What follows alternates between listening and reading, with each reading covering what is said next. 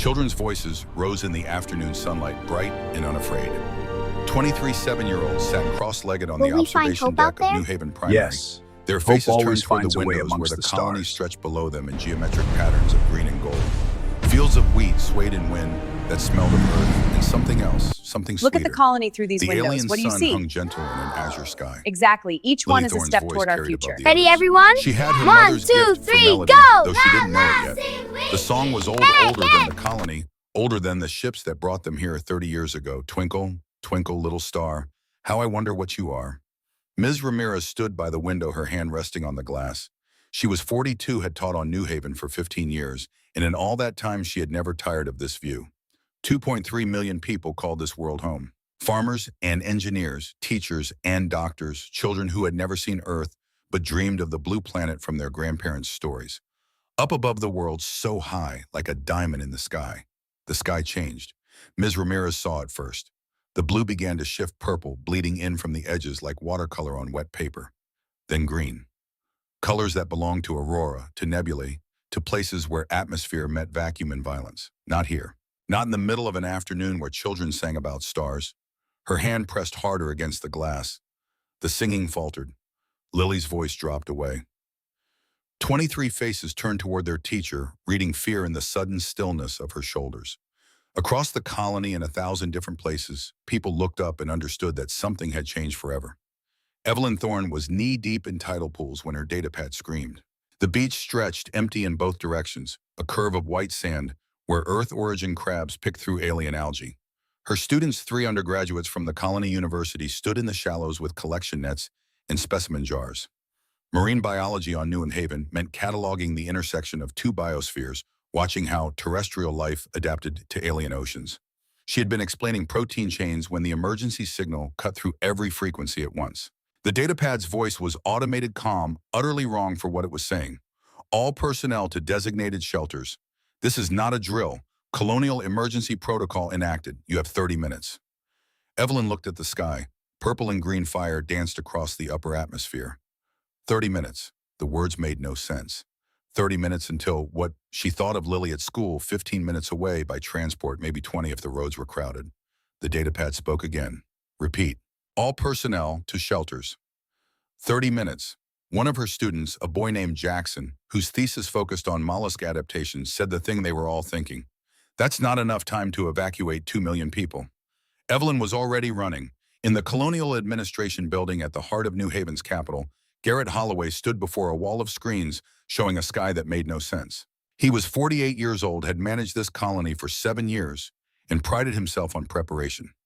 Emergency protocols for meteor strikes, backup systems for power failures, evacuation plans for solar flares. Nothing in his preparation covered this. The screen showed ships, not colony transports or cargo haulers, but vessels built for violence. They were massive, kilometers long, hanging in orbit like judgments. 47 of them, each one broadcasting the combined insignia of the Concord Alliance. Garrett's hands moved across the console, opening communication channels. His voice stayed level through will alone. This is Administrator Garrett Holloway of New Haven Colony. We are a civilian settlement. We are unarmed. Please state your intentions. The response came through with crystal clarity. The voice was translated from something that had never evolved, vocal cords rendered into human language, by software that couldn't quite capture the contempt beneath the words. This world exists in protected space. Your presence violates conquered territorial law. You have 30 minutes to evacuate. Garrett's mouth went dry. 30 minutes. They had 2.3 million people. The colony had transport ships for maybe 50,000, and those would take hours to load. We need more time. 30 years we've been here. Our survey showed no prior claims. Give us 30 days. We'll arrange transport, gather our people. 30 minutes. Compliance is required.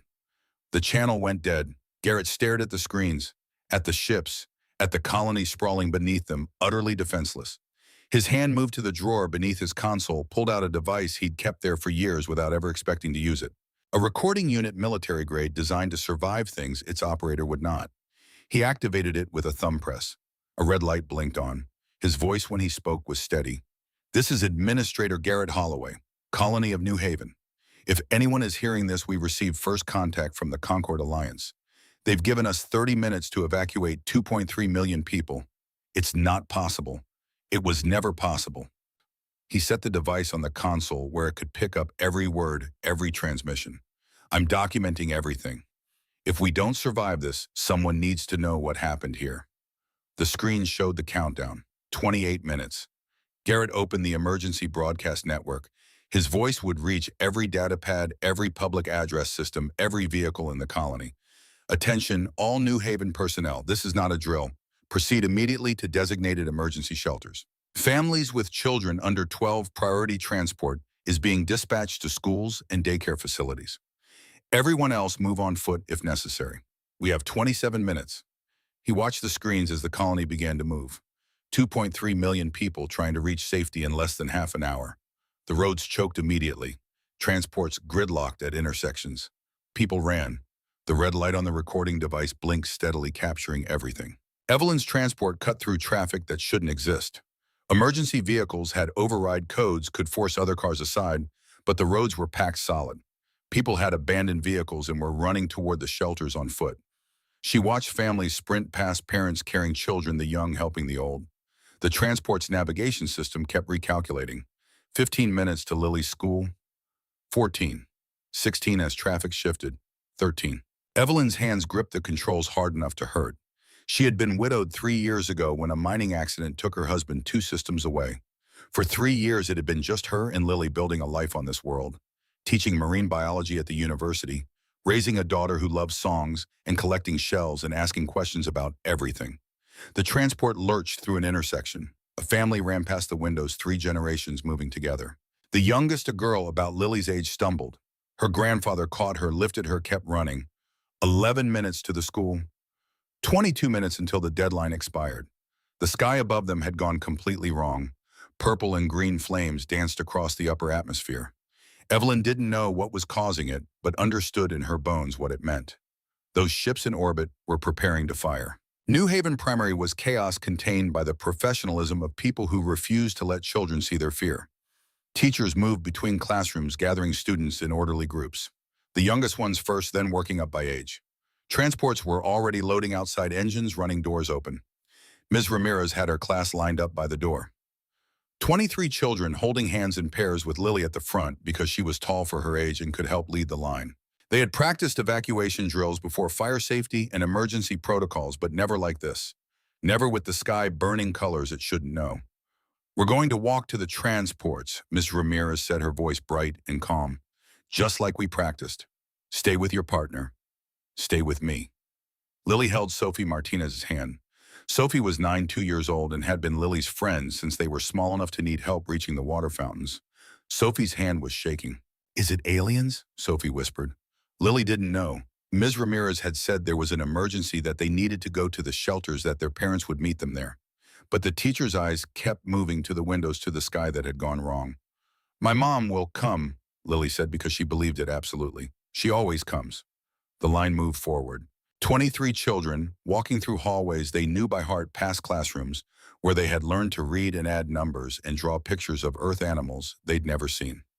The building felt different now, familiar but wrong, like a home where the lights had gone out. Outside, the transport was waiting. Ms. Ramirez counted heads as they climbed aboard. 1, 2, 3. Lily helped Sophie up the steps. 15, 16, 17. The door started to close before the count reached 23. A hand caught the door.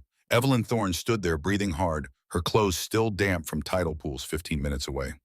Her eyes found Lily and something eased in her face. I'm her mother. I'm taking her. Ms. Ramirez checked her datapad, checking protocols, but nodded. Go. Shelter 4 is closest from here. Evelyn lifted Lily down from the transport. Sophie's hand slipped free. Their eyes met, 2 children who had grown up together, separated by adult decisions and emergency protocols and things neither of them understood. See you in the shelter, Sophie said. Lily nodded. See you there, Soayo. It was the last time they would ever speak. The shelters had been built into New Haven's bedrock when the colony was young, part of the original settlement plan. Protection against meteor strikes or solar events, reinforced structures that could house the population through temporary catastrophes. Shelter 4 was 3 kilometers from New Haven Primary, built to hold 200 people in relative comfort for up to 2 weeks. 400 bodies crammed inside in the 12 minutes before the door sealed. Evelyn kept Lily close as they pushed through the crowd. Families clustered together. Neighbors found neighbors. The Okonkwo family, all 6 of them, had claimed a corner where the children could sit. Dr. Patel, who ran the colony's main medical center, was already organizing supplies with hands that didn't quite stay steady. The overhead lights flickered, emergency power kicking in. The main doors were still open, people still flowing through in a desperate stream. Evelyn could see the sky through the entrance, purple and green fire spreading across the atmosphere like infection. A man's voice echoed through the shelter's speakers. Garrett Holloway broadcasting from the command center. All shelters, this is Administrator Holloway. The Concorde ships are holding position. I'm attempting further negotiation. Emergency services are still transporting people. If you're in a shelter, stay there. If you're not, move faster. The desperation under his measured words was audible. Evelyn found a space against the wall and sat with Lily pulled into her lap. Around them, the shelter filled beyond capacity. An old man she recognized from the university library. The family who ran the corner grocery. A woman pregnant enough that sitting on the floor looked painful. Lily's voice was small. Where's Sophie? Her transport went to a different shelter. You'll see her soon. It was not quite a lie, not yet. Evelyn didn't know which shelter Sophie's transport had reached. The network was already overloaded, communication spotty. She told herself it didn't matter that all the shelters were equally safe, that the Concorde wouldn't actually fire on a civilian colony. She told herself these things and didn't believe any of them. The countdown reaches 0 at 3:47 local time. The doors of Shelter 4 sealed with a sound like a tomb closing. The first plasma lance struck the northern agricultural sector. Evelyn felt it through 3 kilometers of rock, a tremor that wasn't quite an earthquake. The lights flickered. Children cried out. Parents held them tighter and whispered lies about safety. Garrett Holloway's voice came through the speakers, strained but controlled. Impact in the northern sector. All shelters maintain seal. The reinforced structures will protect you. Another impact. Closer. The shelter shook hard enough that dust fell from the ceiling. Someone screamed and cut it off fast, aware of the children listening. Evelyn held Lily and counted seconds between strikes. 7 seconds. 5. 3. The bombardment was intensifying, systematic, thorough. They weren't targeting military installations because New Haven had none. They weren't aiming for government buildings. They were burning the world. Through the speakers, they heard Garrett trying one more time. Concorde Command, we are complying. We are sheltered. There is no resistance. Please cease fire. The response came through his open channel, translated in clear. Compliance was required within the deadline. The deadline has passed. Another voice cut in, something Garrett said away from the microphone picked up by his recording device. You're murdering civilians. 2 million people. Children. For what? Because we didn't evacuate fast enough. No response. Just the steady rain of plasma lances turning paradise into ash. The bombardment continued for 6 hours. Evelyn lost track of time in the dark. The lights failed twice, plunging them into absolute blackness, filled with prayers and crying, and the sound of parents trying to comfort children through something that had no comfort. Each time the emergency systems kicked back in, bathing everything in sickly yellow light. The shelter's sensors showed radiation levels outside climbing to lethal. The temperature was over 200 degrees Celsius. The air in the shelter grew hot and stale as the ventilation system struggled against heat, bleeding through meters of reinforced concrete. Lily asked questions at first. Why were they shaking? When could they go home? Where was Sophie?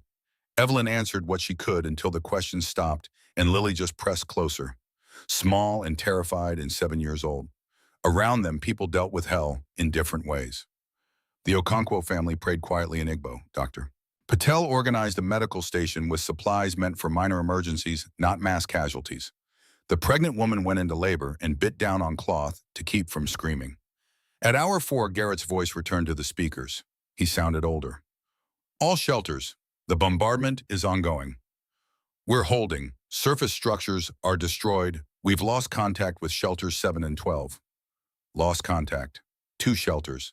Evelyn did the math. Shelter 7 had been built to hold 200, would have packed in 3 times that. Shelter 12 was even larger. If lost contact meant what she thought it meant, that was 5,000 people gone in an instant. She held Lily tighter and said nothing. At hour 6, the bombardment stopped. The silence was worse than the explosions. It stretched out, filled with held breath and desperate hope, and the certainty that this couldn't be over, couldn't be the end. Garrett's voice didn't return. The speakers hissed with static. Someone near the door checked the sensors. Radiation is holding steady. No decrease. Temperature still over 200. They were buried alive under the corpse of their world, and rescue was nowhere in sight. Days blurred together in the shelter.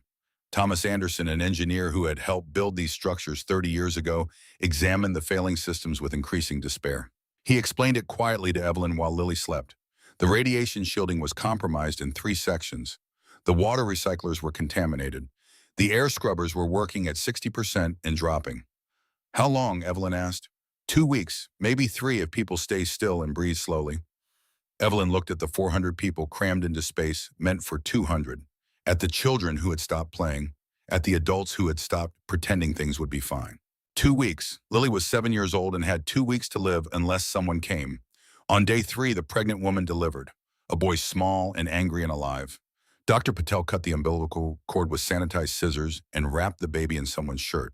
The mother held him and cried, and no one could tell if the tears were joy or grief or both.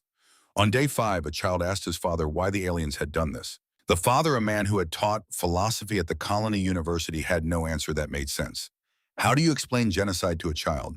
How do you tell your son that some beings see other lives as worthless because they're different, because they're inconvenient, because they can? On day 7, Lily asked when they could go home. Evelyn had no answer. She held her daughter and cried silently and tried not to think about Sophie Martinez in whichever shelter her transport had reached, or if that shelter had been one of the ones that went silent. On day 9, the sensors detected something. Ships entering orbit. Terror rippled through the shelter. Had the Concorde returned to finish what they started? Would they hunt down even the survivors in the bunkers? Then the communications system crackled to life. A human voice speaking English with an Earth accent that sounded like home. New Haven survivors, this is the scout ship Pathfinder. We are beginning rescue operations. Transmit your locations. We're getting you out. Evelyn clutched Lily and sobbed. Around them, people who had given up on living remembered how to hope. The Pathfinder's crew numbered 30. 30 people on a ship designed for exploration, not rescue. They worked without sleep for 4 days straight, cutting through rubble with plasma torches, rigging radiation suits for trip after trip to the surface, mapping the wreckage of a world. Captain Maria Santos walked through what remained of New Haven and recorded everything. The melted remains of homes, the crater where the school had stood, the twisted metal that had been the hospital. She documented every body they found, recording faces when possible, names when they could identify them. Shelter 4 was found on day 10. The crew cut through 3 meters of collapsed structure to reach the sealed doors. When those doors opened and clean air rushed in, people wept. Evelyn carried Lily into sunlight that hurt after 9 days underground. The world above was unrecognizable. Black ash stretched in every direction. Nothing moved. Nothing lived. The paradise they had built was a tomb. The Pathfinder's crew wrapped them in thermal blankets and guided them to the ship. Evelyn counted faces as survivors filed past. The Okonkwo family, all 6. Dr. Patel, carrying medical supplies she'd salvaged. The new mother with her days-old son. Thomas Anderson, the engineer who had told them how long they had left. 400 people from Shelter 4. She looked for familiar faces from other shelters. The family from the grocery store there. The university librarian there. So many she recognized. So many missing. Shelter 7 had taken a direct hit on day 2 of bombardment. 3,000 people died when the structure collapsed. Among the dead, Sophie Martinez and her 5-year-old sister Emma. Ms. Ramirez, who had led 23 children towards safety with a smile that hid terror. Shelter 12's life support had failed on day 4. By the time rescue teams tunneled through, everyone had suffocated. Of the 2.3 million people who had called New Haven home, the Pathfinder found 47,000 alive. 47,000 out of millions. The math was too terrible to hold in her head. A 97.9% casualty rate. The weight of the dead pressed down like the shelter's ceiling, like the sky that had burned, like the knowledge that Sophie and Emma Martinez were not among the survivors. Captain Santos gathered them in the cargo bay once everyone was aboard. Her face showed exhaustion and fury in equal measure. We're taking you to Earth. You'll receive medical care, counseling, everything you need, and Earth will know what happened here. Everyone will know. Among the survivors was Garrett Holloway. They had found him on day 13, trapped in the collapsed basement of the administration building with 12 others. His leg was crushed. Burns covered 40% of his body, but he had kept the recording device running. Every communication with the Concorde was saved. Every refusal of mercy, every casual dismissal of human life, every war crime was documented. Santos held the device like it was precious. This is evidence. This is everything we need. The Pathfinder jumped to faster than light speed, carrying its cargo of broken survivors and damning proof. The journey to Earth would take 2 weeks. Santos sent the recordings ahead at maximum priority broadcasting on every frequency Earth could receive. She had served in the Earth Space Navy before becoming an explorer. She recognized what she was carrying. This wasn't just a rescue mission. This was the spark that would light a fire across all of human space. The message reached Earth on a Tuesday morning. It arrived as data first compressed and encrypted, transmitted from the Pathfinder at speeds that cost more in power than most colonies used in a year. Priority 1. Command Override. The security protocols kicked it straight to the United Earth Government headquarters in Geneva before any human eyes saw the content. By Tuesday evening, every screen in the solar system showed Garrett Holloway's face. The recordings played in their entirety. 3 hours of footage, the Concorde ships arriving, the 30-minute ultimatum, Garrett pleading for time to evacuate civilians, the cold refusal, the bombardment beginning. The screams in the background as Shelter 7 took a direct hit. The silence when Shelter 12 stopped responding. 2.3 million people. The number was repeated until it lost meaning, became just sounds. 2.3 million. Farmers who had never held a weapon.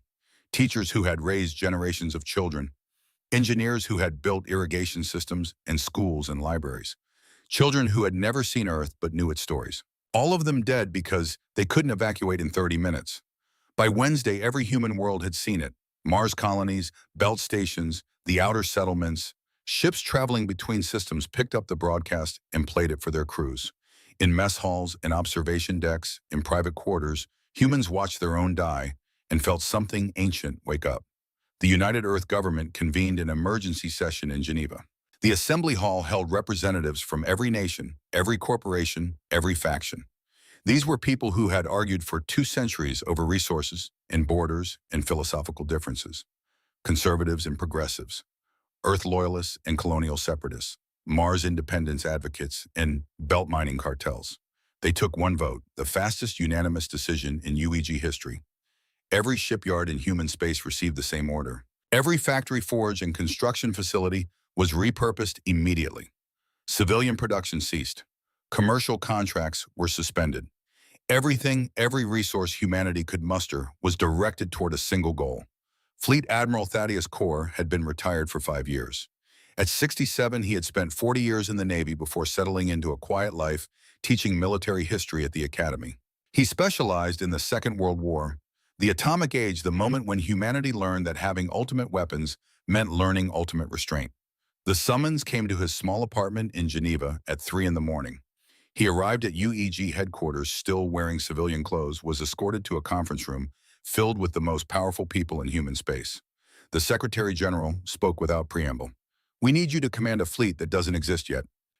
They showed him the projections, the industrial capacity humanity had built over 200 years of space expansion, the automated systems, the resources waiting to be tapped, the secret project that had been sleeping for 52 years, waiting for a nightmare like this.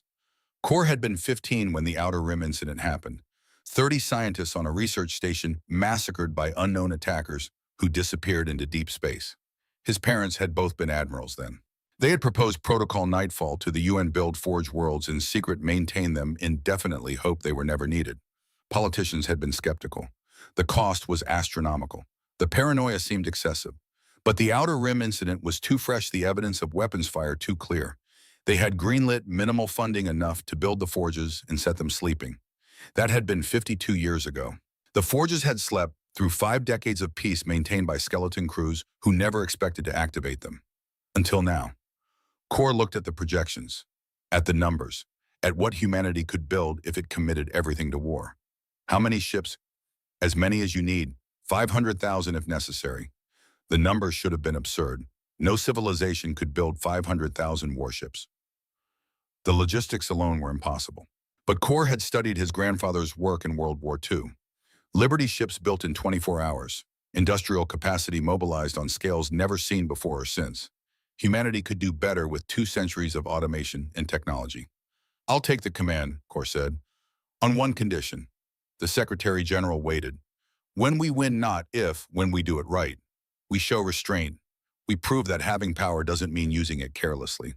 He thought of the atomic bomb. of Hiroshima and Nagasaki, of the decades humanity spent learning that ultimate weapons required ultimate responsibility. We're not going to burn their worlds like they burned ours. We're going to be better than that. The Secretary General nodded. That's why we called you. 3,000 light years from Earth in the tunnels beneath Mars, Dr. Sienna Ashford received the activation codes at 3 in the morning local time. She was 58 years old and had spent 35 years maintaining systems that had never been used. The forges had been her life's work, her obsession, her insurance policy against the nightmare that everyone hoped would never come. Now the nightmare was here, and the codes burned on her screen like prophecy fulfilled.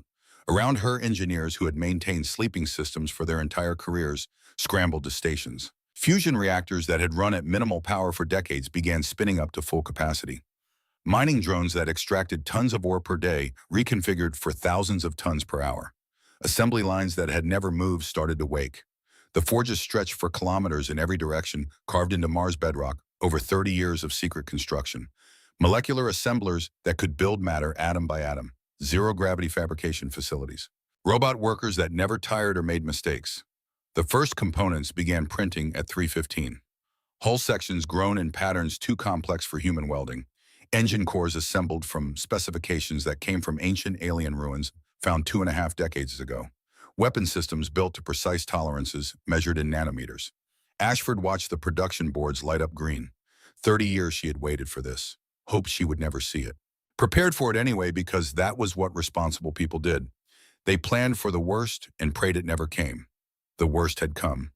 By dawn on Mars, the first Retribution-class Dreadnought was taking shape in the underground assembly bay.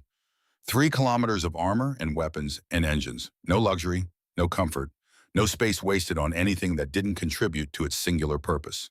These ships existed to fight, to win, to ensure that what happened to New Haven never happened again. The first ship emerged from underground on day 3. Engineers watched in awe as the massive vessel rose through the carefully concealed launch shaft. On the surface, tourists taking pictures of Olympus Mons never noticed the brief shimmer in the air as stealth systems activated and the Dreadnought vanished into orbit. By week 1, 500 ships joined it. By month 1, 50,000 Retribution-class Dreadnoughts were operational. The fleet grew exponentially as more Forge worlds came online. Titan, Europa, Ganymede. 3 hidden systems beyond the Kuiper Belt that humanity had quietly claimed but never advertised. The Forges built in silence. The galaxy had no idea what was waking beneath Mars and in the dark beyond Pluto's orbit. By the time they realized, it would be too late. Evelyn stood in a recruiting office on Earth 6 weeks after the Pathfinder brought her home. Lily was in a care facility 200 kilometers away, recovering physically while nightmares still woke her screaming. Therapists worked with the survivors every day, but some wounds went deeper than medicine could reach. Lily had watched her world burn, had lost her best friend and Sophie's little sister, had spent 9 days in a tomb waiting to die. She would carry that forever. The recruiter looked at Evelyn's medical file and frowned. Dr. Thorne, you're still recovering from radiation exposure. You have PTSD that requires ongoing treatment. Your daughter needs you here. Evelyn met his eyes. My daughter needs a galaxy where colonies don't get wiped out, where children don't burn because some species decided humans were inconvenient. Ma'am, I'm a marine biologist. I understand ecosystems. Balance. What happens when predators go unchecked? She thought of New Haven's oceans, of the careful balance between Earth species and alien life, of the beauty in that intersection. They destroyed our ecosystem, killed 2.3 million people. I need to be part of the response. The recruiter studied her, saw something in her eyes that made him stop arguing. He pulled up assignment options. We're looking for communications officers. You have the education, the training would be intensive but brief. We're fleet operations. You'd serve on one of the new Dreadnoughts. He pulled up an image, 3 kilometers of lethal purpose. This is the UES, remember them. She'll be operational in 4 months. Evelyn looked at the name. Remember them? 2.3 million dead, 47,000 survivors. Sophie Martinez, 9 years old. Emma Martinez, 5 years old. Ms. Ramirez, who had taught children to sing about stars. All of them waiting to be remembered, to be answered, to mean something more than statistics. I'll take it. She left the recruiting office with orders to report for training in 2 weeks, took a transport to the care facility where Lily was staying, found her daughter in a common room with other survivors' children whose eyes looked older than their years. Lily saw her and ran. Evelyn caught her, held her, breathed in the smell of shampoo and childhood and survival. I have to go away for a while. Lily pulled back. We're training for the fleet. I'll be gone some months, but I'll come back. You're going to fight them. Not a question. Lily was 7, but she understood that the world had changed, that safety was a lie adults told, that sometimes the only answer to violence was strength. I'm going to make sure what happened to us never happens again. To anyone. Lily was quiet for a long moment. Then she hugged tight her small arms fierce around her mother's waist. Don't become like them. Don't forget who you are. Evelyn held her daughter and made a promise she didn't know if she could keep. I won't forget. I promise. Across human space, 15 million people made the same choice. Veterans came out of retirement. Young people barely old enough to enlist signed up by the millions. Former rivals and enemies put aside differences to stand together. Everyone had seen the recordings. Everyone knew someone who had died on New Haven. The training was intense and brief. The ships were so advanced, so automated that they practically flew themselves. Human crews were needed for decision-making, for strategy, for the things computers couldn't do. But gone were the days of massive crews maintaining every system manually. A Retribution-class Dreadnought needed only 300 personnel. With 50,000 ships operational in the first month, 15 million humans were serving in the fleet. More arrived every day. Garrett Holloway was among them. His leg had been amputated below the knee. Burns covered his arms and back. He was 48 years old and should have accepted medical discharge, should have taken the pension in the medals and the quiet life of a survivor. Instead, he stood in front of a Marine Corps recruiter with his prosthetic leg and his burn scars and eyes that had seen hell. I documented everything, recorded every word. Now I want to see it through to the end. They made him a sergeant, gave him a platoon of young Marines who had never seen combat. He trained them on the Pathfinder recordings, made them watch New Haven burn, forced them to understand what they were fighting for. Not conquest, not territory. Justice for 2 million civilians who had died because they couldn't evacuate fast enough. By month 6, 300,000 dreadnoughts filled orbital space around Earth and Mars. The site was visible from the surface. At night, people looked up and saw not stars but the running lights of warships stretching from horizon to horizon. The sky glittered with humanity's wrath. Admiral Corr visited Mars on month 10 to watch the final ships being commissioned. He walked through the forges with Dr. Ashford, watching robots assemble weapons of war with mechanical precision. A new ship emerged from the construction bay every 15 minutes. The scale was beyond anything in galactic history. Can you really build 500,000? He asked. Ashford nodded. We can build 1 million if you need them. The only limit is raw materials, and we have asteroid mining drones bringing in enough metal to build 10,000 ships per day. The system is self-sustaining now. It'll run until you tell it to stop or we run out of asteroids. Corr watched another dreadnought rise from the depths of Mars. Each ship represented enough firepower to conquer a small solar system. 500,000 of them would be the largest fleet ever assembled, possibly the largest in galactic history. The Concorde has no idea what's coming, Ashford said quietly. Corr shook his head. That's the point. We don't want a fair fight. We want them to know absolutely and without question that they made a mistake, that attacking humanity was the worst decision they ever made. Ship number 500,000 was christened in a ceremony attended by all 47,000 New Haven survivors. The vessel bore the name Final Warning. Evelyn stood in the crowd with her communications officer insignia fresh on her uniform. Lily had been brought from Earth for the ceremony, 7 years old and small among the thousands of adults. The christening followed ancient Earth Navy tradition. A bottle was broken against the hull. But instead of champagne, they used water from New Haven's oceans preserved in the Pathfinder's sample storage. Water from a world that no longer existed. Lily stepped forward to break the bottle. She was too small to reach, so Sergeant Holloway lifted her up. The glass shattered. Water from a dead world blessed a ship built to answer its death.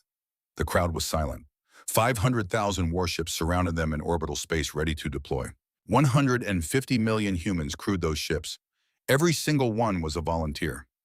Admiral Corr stood before them and spoke words that would be remembered. For 52 years, we prepared for the worst. We hoped it would never come. We built these forges in secret and prayed we would never activate them. He gestured to the ships overhead. New Haven forced our hand. But what we do next, that's our choice. We're going to cross the galaxy. We're going to find the people responsible. We're going to show them that justice is not the same as revenge. He looked at Lily, still held in Holloway's arms. We're going to teach the galaxy what my grandfather learned building Liberty ships in World War II. That strength without restraint is barbarism. That having ultimate weapons means learning ultimate responsibility. The fleet began to move. 500,000 ships engaging their faster-than-light drives in synchronized sequence. The jump flash was visible across 3 star systems bright as a newborn sun. They didn't sneak, didn't hide. They announced their passage through every system they crossed, broadcasting on all frequencies in every known language. The message was simple, unadorned, without threats or anger.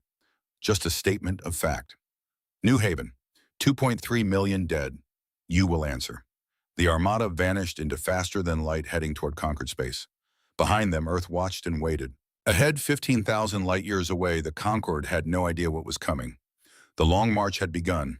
The forges never slept. Month 1 became month 2, became month 6, in a blur of metal and fire and purpose. Dr. Sienna Ashford lived in the command center 3 kilometers beneath Mars, watching production boards that glowed green with success. Every 15 minutes, another Retribution-class Dreadnought rose through the concealed shafts and vanished into orbit. The scale defied comprehension. 50,000 ships in the first month, 100,000 by month 3, 200,000 by month 6. The numbers climbed exponentially as more Forge worlds came online and production lines optimized themselves. Titan's methane seas had been converted to fuel production facilities. Europa's ice became water for life support and hydrogen for fusion reactors. Ganymede's core hollowed out and filled with weapons manufacturing plants as churned out railguns at a rate of 3,000 per day. Beyond the Kuiper Belt, in 3 systems, humanity had claimed but never advertised shipyards assembled the vessels that Mars built in pieces. Automated transport ships ferried components through faster-than-light corridors, assembling fleets in darkness, where no enemy eyes could see. Ashford watched it all from her underground kingdom. 35 years she had maintained these systems. 35 years of waiting, preparing, hoping it would never be needed. Her daughter had grown up in these tunnels, had learned to walk on floors that hummed with dormant machinery. Lieutenant Commander Alina Ashford was 31 now, served on the UES Retribution as weapons officer. Sienna saw her twice during the construction phase, brief visits when her ship docked for systems upgrades. They didn't talk about the odds. Didn't discuss the fact that Sienna was building the fleet that would carry her daughter into battle. They talked about engineering instead. The elegance of molecular assembly, the beauty of systems that could build themselves, the cold mathematics of war production. Alina left each time with a hug that lasted too long. Sienna returned to her screens and built more ships. The workforce was international in a way that would have seemed impossible a century ago. Chinese engineers worked alongside American technicians. Russian metallurgists collaborated with Nigerian programmers. Brazilian robotics specialists trained Indian assemblers. Ashford walked the production floors and heard a dozen languages.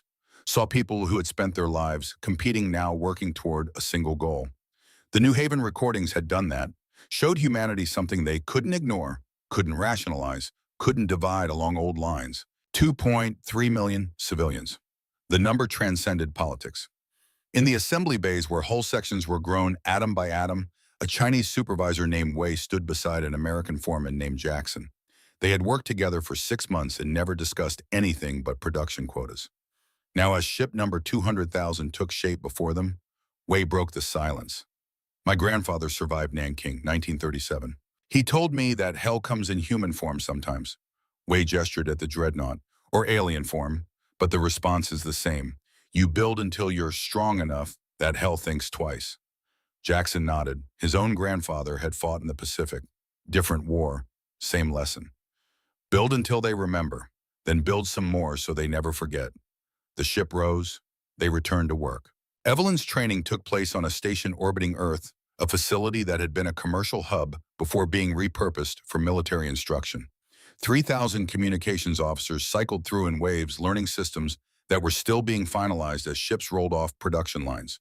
The Retribution class was so automated that a crew of 300 could operate a vessel 3 kilometers long, but those 300 needed to be exceptional. Communications officers coordinated between ships, managed fleet-wide tactical networks, maintained the quantum link systems that let 500,000 vessels move as one. Evelyn learned fast. Her background in marine biology gave her an intuitive understanding of complex systems. Ecosystems and fleets operated on similar principles: information flow, resource distribution, adaptation under stress. The instructors pushed them hard. 16-hour days. Simulations that ran until trainees collapsed at their stations. But nobody complained. Everyone had seen the recordings. Everyone knew what was at stake. At night, Evelyn would return to her quarters and find messages from Lily waiting. The facility allowed personal communications once per day. Lily's face would fill the screen, 7 years old and trying to be brave. The first message came in month 2. Lily sat in her room at the care facility, surrounded by drawings she'd made. "Hi, Mom. I drew New Haven today. Dr. Williams said it's good to remember happy things. I drew our house and the beach and Sophie." Her voice caught on Sophie's name. She recovered, pushed forward. "The other kids here, we talk about what happened. Some of them are angry. Some are sad. I don't know what I am. I miss you." A pause, then quieter. "Mom, the kids at the facility, they talk about the fleet.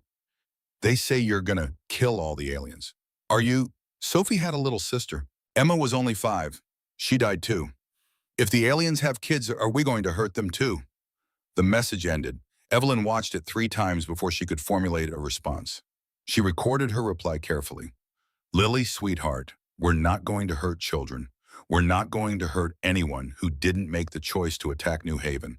But we are going to find the people responsible. We're going to make sure they answer for what they did." She paused, choosing words carefully. "Remember when we studied ecosystems? How predators and prey need to balance. If predators kill too much, the ecosystem collapses. What happened to New Haven was like that. The Conquered destroyed the balance. We're going to restore it." Another pause. "Sophie and Emma deserve to grow up. So did 2 million others. I'm doing this so their deaths aren't meaningless. So you can grow up in a galaxy where being different doesn't mean you can be killed. I love you. Stay strong. I'll see you soon." She sent the message and hoped it was true. Month 3 brought a message that changed everything. Evelyn was in a simulation when the alert came through. Training scenario Alpha 7, coordinating communications between 100 ships during a jump sequence. She was managing the load well, keeping channels clear, when her instructor's voice cut through. "Thorn, secure your station. Priority message incoming." The simulation froze. Evelyn's hands moved automatically, locking down her console and switching to secure reception. The message came through encrypted, routed from Earth Command with Admiral Corps' personal authorization code. It was from Lily's care facility. Medical emergency. Evelyn's heart stopped. She read the message twice before the words made sense. Not Lily, someone else. Another survivor. 2 boys, actually. Cousins. Marcus Ramirez, 14 years old, and David Ramirez, 12. They had both lost family on New Haven. Their aunt, Ms. Ramirez, had been Lily's teacher. Marcus's mother. David's mother. The same person who had led 23 children toward transports with a smile that hid terror. Marcus had been getting better, the therapist said, sleeping through the night, talking about the future.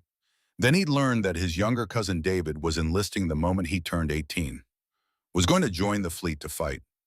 Marcus couldn't bear it. Couldn't face losing David too. That night he walked into the facility bathroom and hanged himself with a bedsheet. David found him, 12 years old, discovering his cousin's body, understanding that grief had claimed another casualty 6 months after the massacre ended. The care facility was in crisis. The survivors were fragile, still broken, and this had shattered what little stability they'd found. The message requested that Evelyn send something, anything that might help Lily process another loss.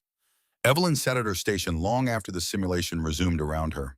Thought about Marcus Ramirez, 14 years old, who had survived 9 days in a shelter only to die 6 months later from wounds that couldn't be seen. Thought about David, 12, who would carry the weight of finding his cousin for the rest of his life. Thought about Ms. Ramirez, who had lined up 23 children and led them toward transports trying to save them all. Another casualty. The count never stopped climbing. She recorded a message for Lily that night. Didn't mention Marcus directly, but talked about grief, about how sometimes survival was the hardest part. Told her daughter that it was okay to be sad, okay to be angry, okay to feel everything all at once. "Some people carry wounds we can't see," she said into the camera. Marcus was one of them. "It's not fair. None of this is fair. But we honor them by living, by building something better, by making sure their deaths weren't for nothing." Then she returned to training with something harder in her eyes. The instructors noticed, started pushing her on different scenarios, put her in simulations where she had to make impossible choices. Evacuate this ship or that one. Save civilians or protect military assets.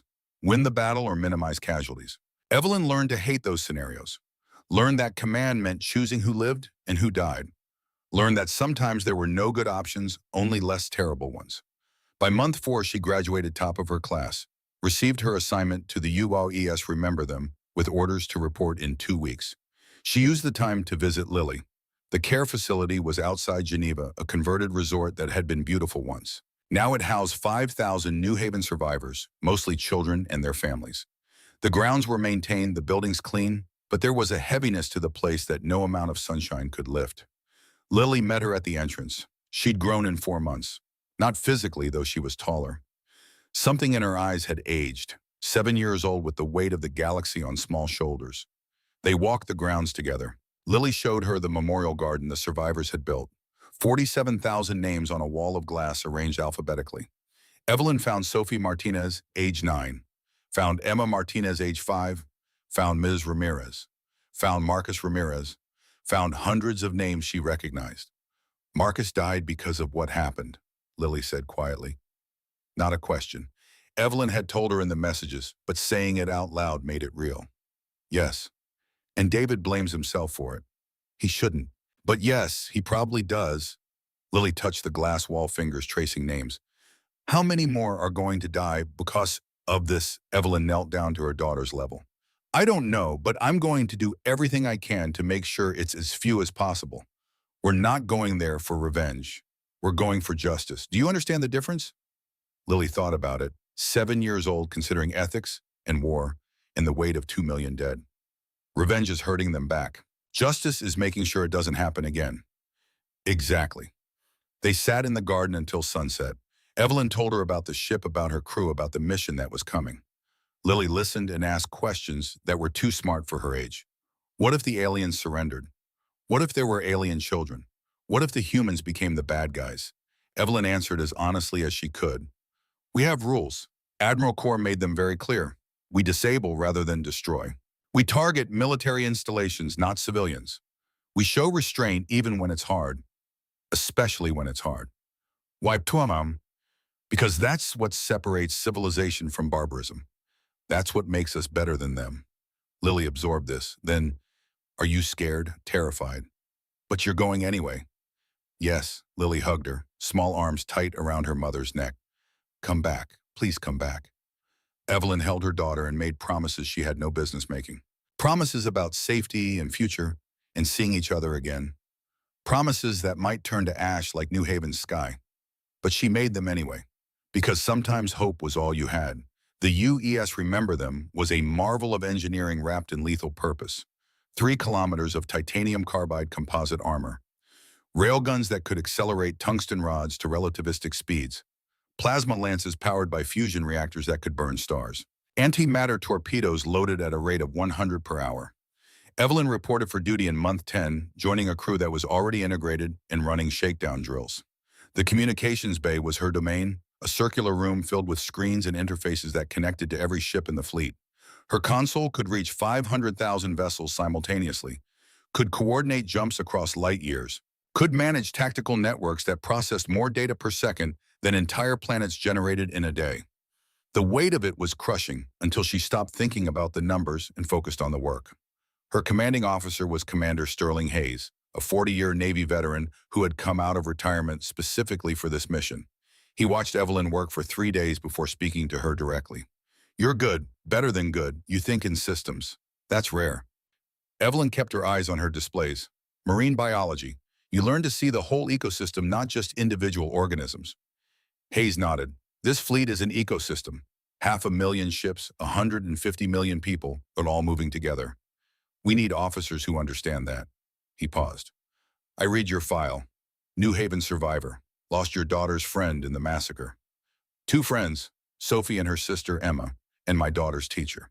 Personal stake can be an asset or a liability. Which is it for you? Evelyn met his eyes. I want justice, not revenge. I want to make sure no other 7-year-old has to spend 9 days in a shelter waiting to die. If that's a liability, discharge me now.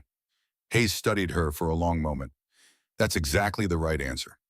Welcome to the Remember Them, Commander Thorne. The fleet assembled in the Oort cloud far beyond Pluto's orbit, in darkness where civilian eyes couldn't see. 500,000 Retribution-class dreadnoughts, arranged in formations that stretched across light years. Support ships and medical vessels and transport craft joined them. 150 million humans preparing for the largest military operation in history. Evelyn watched through the Remember Them's observation ports as ships took position. The scale was impossible to process. Each vessel was 3 kilometers long, and there were 500,000 of them. The mind couldn't hold it. The crew prepared in silence. Everyone knew what was coming. The journey to conquered space would take 39 jumps, each one carrying them 400 light-years closer. Each jump would be announced on every frequency in every language, letting the galaxy know exactly what was happening. No subtlety, no surprise. The psychological impact was the point. Admiral Core broadcast from his flagship, the UES Final Reckoning. His face appeared on every screen across the fleet. 67 years old, white hair and eyes that had seen too much history. All ships, this is Admiral Core.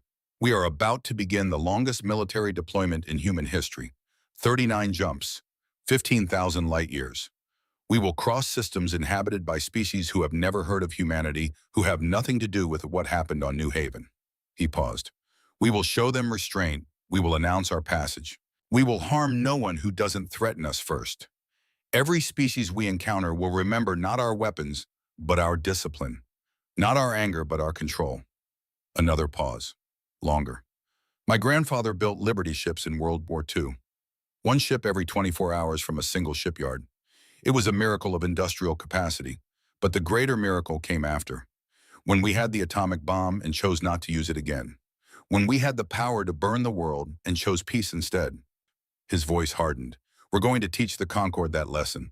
We'll show them overwhelming force. Then we'll show them mercy. And they will learn that humanity's greatest strength is knowing when not to strike. The channel closed. The fleet began its first jump sequence. 500,000 faster-than-light drives engaged simultaneously. The flash was visible from Earth, a burst of radiation that lit up sensor arrays across 3 star systems. It wasn't subtle, it was a statement. The long march had begun. Jump 1 carried them to the Vidian system, home to the Loth species. The Loth were peaceful traders, aquatic beings who had maintained neutrality for 3 centuries. They had nothing to do with the Conquered, nothing to do with New Haven. When 500,000 human warships appeared in their system, without warning, every Loth vessel fled to the far side of their star. Admiral Core broadcast on all frequencies. People of Vidian, this is the Terran Defense Fleet. We are passing through your territory en route to conquered space. We mean you no harm. We will be gone in 6 hours. Please accept our apologies for the intrusion. Evelyn monitored the response from her communication station. The Loth planetary government was broadcasting in panic, asking neighboring systems for help, trying to understand what was happening. One transmission came through in broken standard. Human fleet, why you bring war to Vidian? We have no conflict with your species. Core responded personally. Vidian government, 2 months ago, the Conquered Alliance burned one of our colonies. 2.3 million civilians died. We are not bringing war to you. We're bringing accountability to those responsible. 6 hours and we'll be gone. The fleet held position for exactly 6 hours. Recharged faster than light drives, conducted system checks, harmed nothing, touched nothing. When the time expired, they jumped away cleanly. The Loth broadcast the recordings to every species they knew. The message spread across the galaxy faster than the fleet itself. Humanity was on the move. 500,000 ships, heading toward conquered space, showing discipline even in fury. Jump 2, Jump 3, Jump 4. System after system. Each time the same pattern. Announce arrival, state purpose, depart on schedule, minimal interaction, maximum demonstration of control. By Jump 10, the psychological impact was working. Independent traders began broadcasting offers to humanity, fuel supplies, information, anything the fleet might need. Admiral Core authorized limited purchases paying in human currency, establishing relationships that would matter after the war.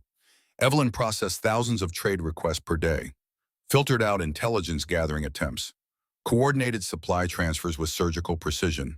The Remember Them became a hub for fleet-wide logistics, and her communications bay never slept. She worked 16-hour shifts and thought about Lily in the few hours she managed sleep, wondered what her daughter was doing, if she was safe, if she understood what her mother was trying to accomplish out here in the dark between stars. Month 11, Jump 20, halfway to conquered space. The Conquered was finally starting to believe. Their intelligence services had dismissed early reports as propaganda. Humanity building hundreds of thousands of warships, impossible. No species had that industrial capacity. The numbers had to be inflated. Psychological warfare meant to scare the conquered into concessions. Then their spy satellites captured images of the forged worlds. Analysts stared at production data that violated every known principle of economics and logistics. Mars alone was producing one ship every 15 minutes. The math didn't work, couldn't work, but the evidence was there, cold and undeniable. The Conquered Council convened an emergency session. 47 species gathered in their grand chamber on Concord Prime, watching surveillance footage and reviewing intelligence reports with growing horror. Ambassador Lyrandon of the Kryn species, aquatic and ancient and wise, addressed the council through translation devices. We must negotiate, offer reparations, return the survivors to their territory. Apologize. Do whatever it takes to stop this fleet.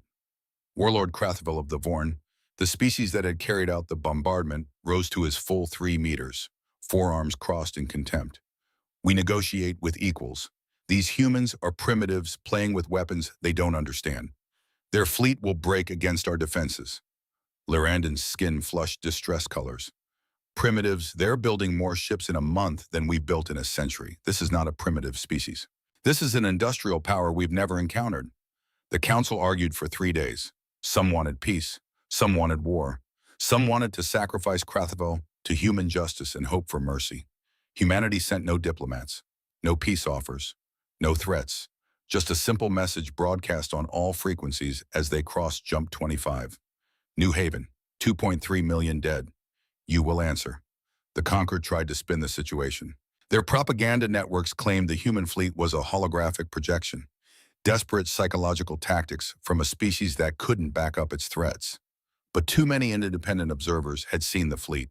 Too many sensors had recorded the jump flashes. By Jump, 30 species began withdrawing from the Concord Alliance. The Zifiri were insectoid, organized in hive structures, and possessed analytical minds that operated on pure logic. Their queen mind reviewed all available data on the human fleet and reached a conclusion that prioritized survival over pride. The broadcast went out on every Concord frequency. This is the Zifiri Collective. We have analyzed human behavior across 30 jump sequences. They announce movements. They pay for supplies. They minimize casualties among neutral species. This demonstrates strategic wisdom, not weakness. This is not the behavior of conquerors. This is the behavior of a species seeking justice. A pause while the Queen Mind processed implications. We will not die for Vorn war crimes. Effective immediately, the Zifiri Collective withdraws from the Concord Military Alliance. Our 15,000 vessels are returning to home territory. We recommend other species consider similar action. The transmission ended. 15,000 Zifiri ships broke formation and jumped away from Concord Prime. The withdrawal was more than numerical. It was symbolic. It showed that abandoning the conquered was possible, that species could choose survival over loyalty to an alliance that had committed genocide. Within hours, 3 more species announced withdrawal. Another 8,000 ships left Concord defense positions. The alliance was fracturing, cracks spreading through diplomatic relationships that had held for centuries. Evelyn watched the intelligence reports with cold satisfaction. The conquered had thought humanity weak, had thought they could burn a colony and face no consequences. Now their own alliance was falling apart from the pressure of approaching accountability. Jump 35. 5 jumps from conquered space. The fleet crossed into territory that the conquered considered its own, no longer passing through neutral systems, but entering the sphere of influence of the species responsible for New Haven's ashes. The tenor of the mission changed. Crews went to elevated alert status. Weapons systems that had been maintained but not activated went live. The fleet's formation tightened, ready for engagement. Admiral Corps broadcast new orders. All ships, we are now in potentially hostile territory. Rules of engagement: fire only if fired upon. Disable rather than destroy. Protect civilian populations even if they're conquered species. We are not here to conquer. We are here for justice. Evelyn felt the shift in her crew. The Remember Them had been running training drills for 11 months. Now those drills were about to become real. Jump 37 was supposed to be routine, a minor system barely inhabited, strategic value minimal. The fleet emerged from faster than light, expecting empty space. Instead, they found an ambush. Rogue Vorn squadrons commanders who refused to accept the withdrawal orders had positioned themselves along the human jump corridor. 300 ships, small compared to the human fleet, but armed and desperate. They opened fire the moment the human vanguard materialized. Evelyn's board lit up with damage reports. 3 human ships took direct hits before shields could fully deploy. The UES Retribution, the UES Victory, the UES Justice. Alarms screamed across tactical networks. All ships evasive. Commander Hayes' voice cut through the chaos. Do not return fire until we assess intent. This could be an accident. It wasn't an accident. The Vorn squadrons were conducting suicide runs, ramming human ships with faster-than-light drives still partially engaged. The physics were catastrophic. The UES Retribution took a direct collision. 3 kilometers of armor crumpled like paper. Evelyn watched on her displays as the ship broke apart. 89 crew killed instantly. Another 100 wounded. Among the dead was Lieutenant Commander Alina Ashford, weapons officer, 31 years old, doctor. Sienna Ashford's daughter. The fleet's response was immediate and precise. Railguns targeted the Vorn ship's engines. Plasma lances disabled weapon systems. Within 3 minutes, all 300 attacking vessels were drifting hulks. But the damage was done. 3 human ships destroyed. 89 dead, including people Evelyn knew. She had trained with Alina Ashford, had shared meals in the officers' mess, had talked about home and family and the weight of fighting a war your parents built the weapons for. Now Alina was gone, vaporized in an instant of violence that achieved nothing except adding to the count of the dead. Admiral Corr's voice came through heavy with grief. All ships' casualty count is 89 HFY and 117 wounded. We will hold services for the dead when we reach Concord Prime. Until then, remember what we're fighting for, justice, not revenge. Evelyn's hands shook as she processed casualty reports, found names she recognized. Lieutenant Jennifer Hayes, Commander Hayes' niece, who had just graduated from the academy. Ensign David Ramirez, who had enlisted at 18 after finding his cousin Marcus's body. The 12-year-old boy who had grown into a young man determined to make his family's deaths mean something. And Alina Ashford, who would never see her mother again. In the forged tunnels beneath Mars Doctor, Sienna Ashford received notification of her daughter's death. She read the message 3 times, turned off her console, walked to the memorial wall where they had inscribed the names of New Haven's dead, added her daughter's name in her own hand. Then she returned to work, because the forges couldn't stop, because ships were still needed, because grief was a luxury she couldn't afford until this was finished. She built ships until her hands stopped shaking, built them and thought about her daughter and the price of justice and whether any of this was worth it. The fleet continued its march, jump 38, jump 39, 1 jump from Concord Prime. Ahead, Warlord Crathville was concentrating every available Concord ship at the capital. 50,000 vessels pulled from border stations and defensive positions. Everything bet on a single decisive battle. It would not be enough. It was never going to be enough. But Admiral Corr gave them one final chance. Concord Alliance, this is Admiral Thaddeus Corr of the Terran Defense Fleet. In 60 minutes, we will arrive at Concord Prime. You have that time to surrender the individuals responsible for the New Haven massacre. Transmit the locations of all military installations. Prepare to accept occupation and oversight. His voice hardened. If you choose to fight, we will disable your fleet and take what we came for by force. You will not win this battle. Spare your warriors. Choose survival over pride. The response came from Crathville himself, transmitted from his flagship.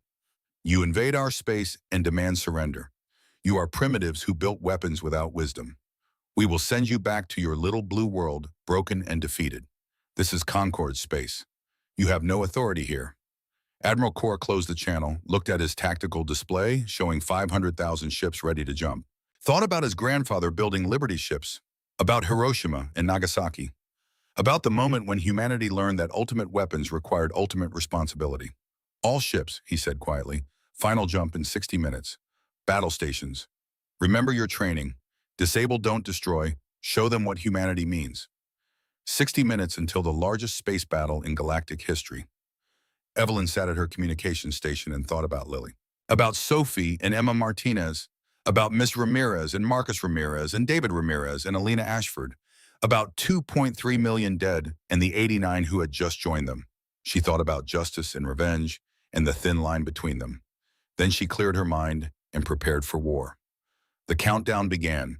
The final jump flash lit up 3 star systems. 500,000 ships emerged from faster than light at the edge of Concord Prime, arranged in formations so vast that local sensors couldn't process them all at once. The tactical display on the Remember Them showed both fleets with brutal clarity. Human forces, 500,000 Retribution-class Dreadnoughts, 150 million crew. Weapons hot, shields at maximum.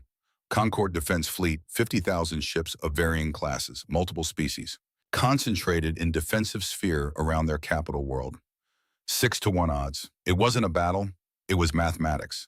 Evelyn's communications board processed incoming data from every ship in the fleet. Coordination networks synchronized. Quantum-linked command systems allowed 500,000 vessels to move as a single organism. Her fingers moved across controls managing data streams that would have overwhelmed planetary networks. Admiral Corr's voice cut through fleet-wide channels. Concord Alliance, this is Admiral Thaddeus Corr. We have arrived to seek justice for New Haven and the 2.3 million civilians murdered under your authority. You have 1 hour to surrender. Transmit locations of all military installations. Prepare to turn over personnel involved in the attack. A pause, then harder. If you choose to fight, we will disable your fleet and take what we came for by force. You will not win this battle. Do not die for leaders who committed war crimes. The response came from Warlord Crathival. His translated voice carried rage and contempt in equal measure.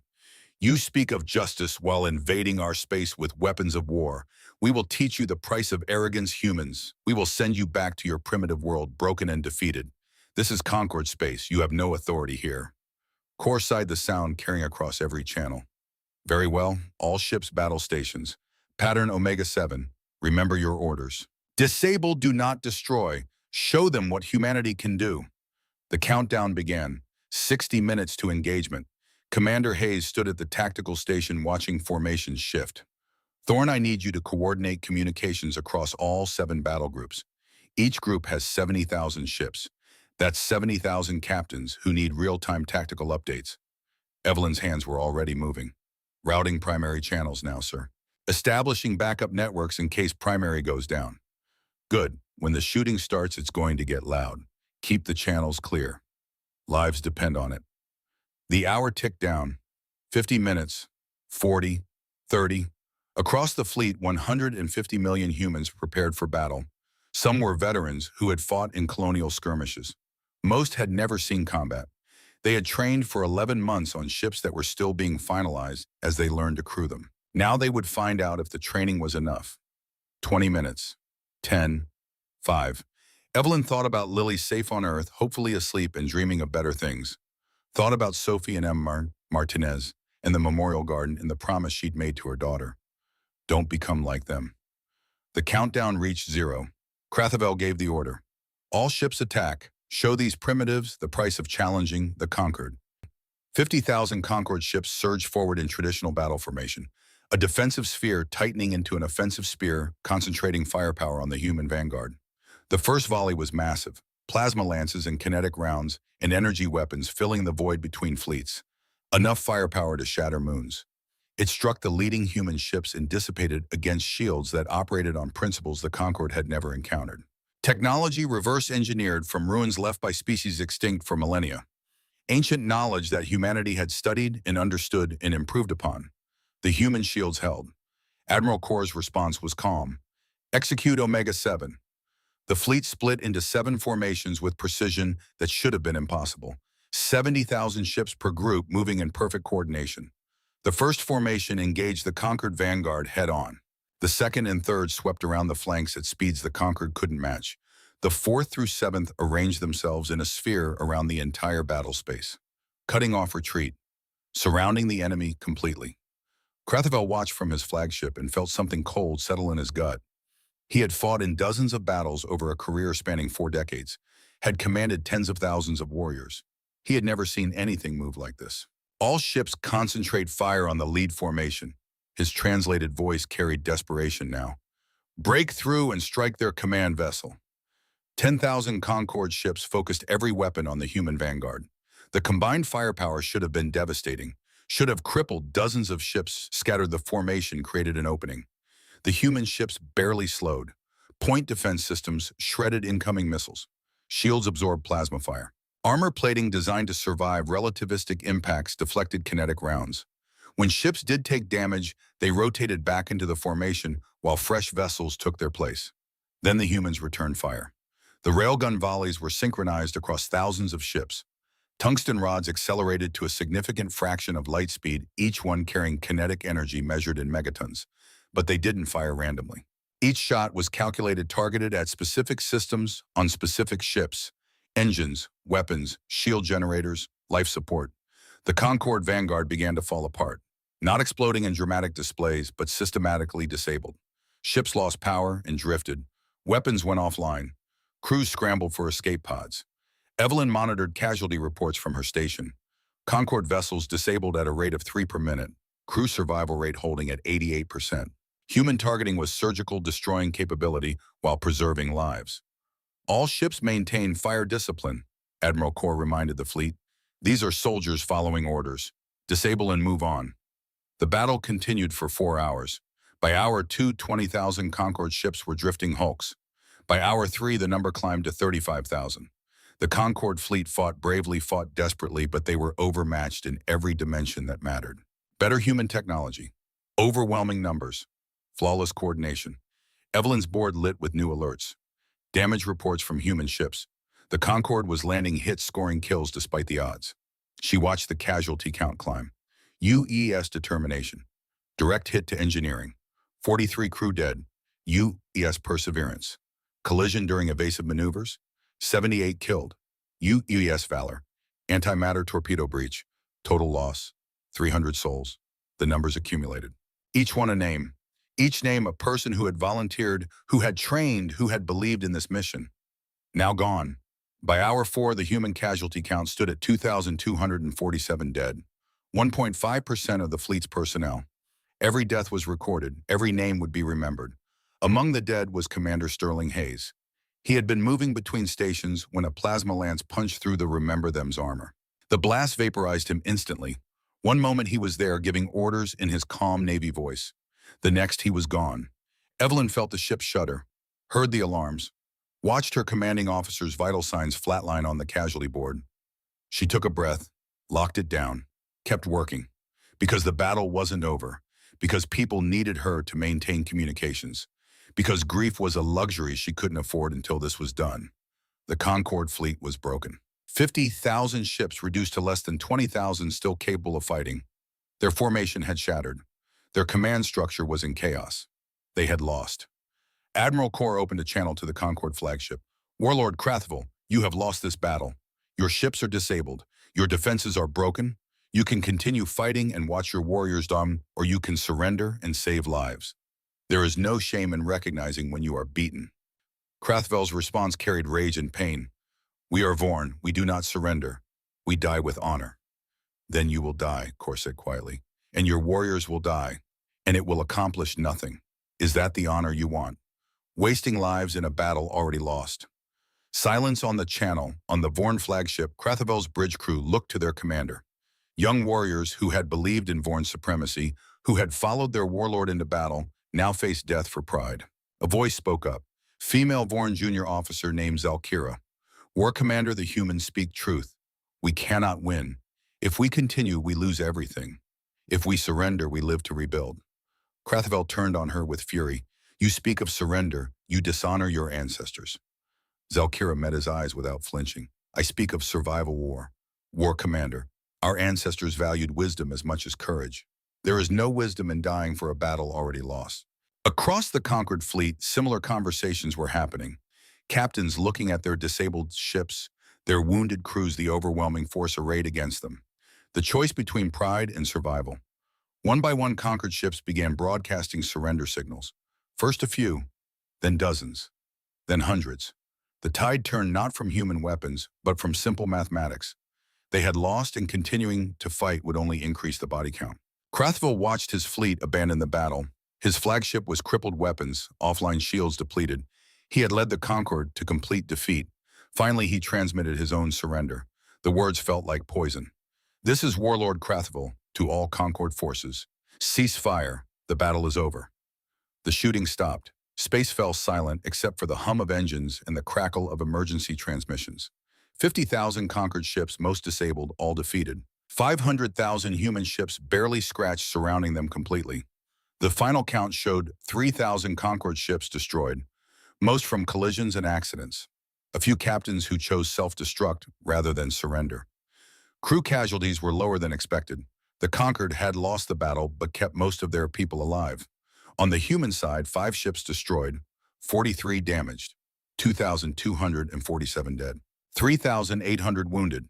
It was not a battle, it was a demonstration. Admiral Corps established a siege perimeter around Concord Prime. Human ships took positions at every orbital approach, every jump point, every escape route. Nothing would leave the system without human approval. The terms were broadcast to the Concord government. Surrender all personnel involved in the New Haven attack. Provide access to military installations. Disarm planetary defense systems. Accept occupation until terms of justice were satisfied. The Concord Council met in emergency session. The chamber that once held 47 proud species now held terrified politicians watching their civilization crumble. For 3 days they argued. Some wanted immediate surrender. Others wanted to evacuate the government and continue resistance from other worlds. The Vorn delegates demanded a fight to the last warrior. On the third day, Admiral Corps did something unexpected. He requested permission to land on Concord Prime. Single shuttle, no weapons, no Marines, just himself and a translator.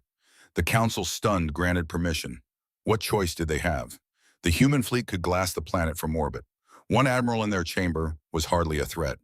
Thaddeus Corr walked into the Concord Council chamber wearing his dress uniform, unarmed except for a ceremonial sidearm that had never been fired. He stood before 47 species and spoke with calm authority. Members of the Concord Council, I have traveled 15,000 light years to stand before you, not to conquer, not to destroy, but to ensure you understand what you did and what will happen now. He activated a holographic display. The recordings from New Haven played. The council members had seen them before, but watching with the admiral standing there made it different, made it real. 2.3 million civilians, Corr continued. Farmers, teachers, children. They had no weapons. They posed no threat. Your forces gave them 30 minutes to evacuate a world they had lived on for 3 decades. When they couldn't comply with this impossible demand, you burned their world. Some council members looked away. Others watched with obvious discomfort. The Vorn delegates remained defiant. You made assumptions about humanity, Corr said. You assumed we were weak because we preferred peace. You assumed we were primitive because we avoided conflict. You assumed you could kill our people without consequence. He gestured to the window where the human fleet was visible. 500,000 points of light surrounding the planet. I brought 500,000 warships to your capital. I could destroy every military installation in conquered space. I could glass every Vorn world. I could make you feel the same pain you inflicted on New Haven. The chamber was silent. Every delegate understood these were not empty threats. But I will not, Corr continued, because that would make us like you. It would make us the kind of species that solves problems with mass murder. And we are not that species. We are better. He looked directly at the Vorn delegation. Here are my terms. You will surrender all personnel involved in ordering, planning, or executing the attack on New Haven.